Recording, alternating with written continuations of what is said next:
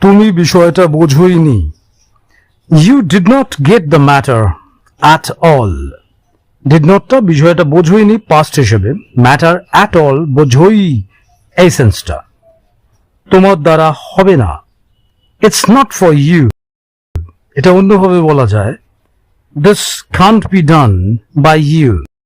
প্যাসিভি হলো একটা, can't be ডানটা, থার্ড ফর্ম ডানটা হলো বি ভার্বের পর, আর ওটা it's not for you simply একটা প্রেজেন্ট টেন্সে অ্যাক্টিভে।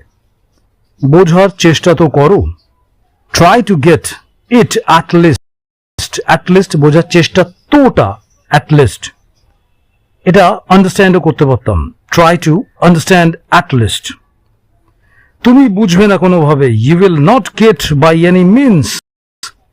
বোঝাটা দরকার, it's needed to be realised.